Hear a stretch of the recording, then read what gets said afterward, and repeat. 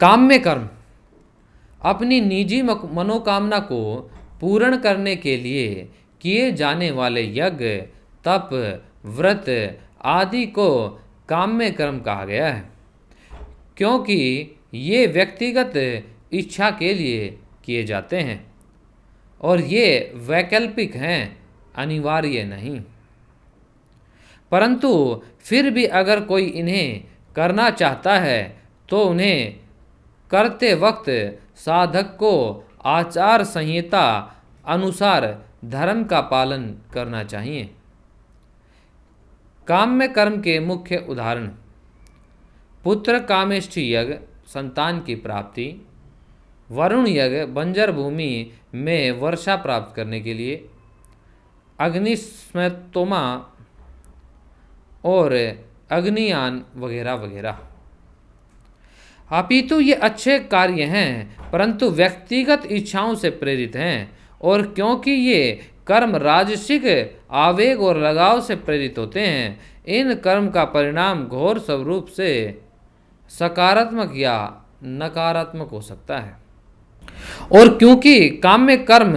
पूरी तरह से स्व प्रेरित हैं और भौतिक इच्छाओं को बढ़ाने वाला है, इसीलिए इसे सत्य और ज्ञान के मार्ग पर चलने वालों तथा साधुओं के लिए अवांछनीय कहा गया है।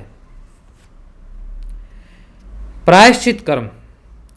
जब किसी व्यक्ति को पता चलता है कि उसे जाने या अनजाने में कुछ पाप हो गया है या अपराध हो गया है और स्वयं की इच्छा से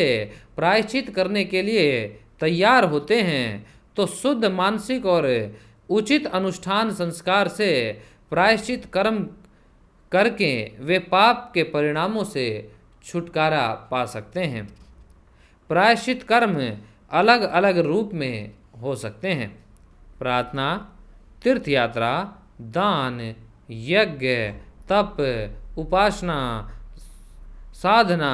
और सब अनुशासनात्मक कार्य। व्यक्ति को अपने पाप कर्म के बारे में अपने गुरु को सब बता देना चाहिए और गुरु जिस भी प्रायश्चित कर्म की सलाह दें उस कार्य को करना चाहिए,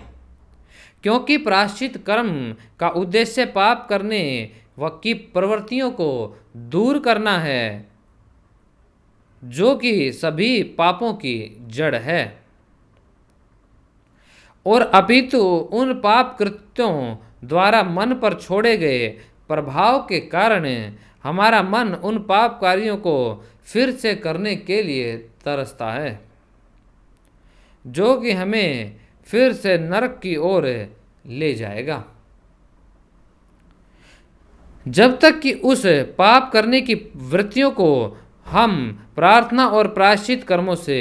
दूर नहीं कर देते। सच्चा प्रायश्चित मात्र तभी होता है जब हृदय में शुद्धता और मन में सद्भावना हो, और ये प्रायश्चित कर्म भी वैकल्पिक हैं, क्योंकि ये भी व्यक्ति के अपराध पर हुए पछतावे और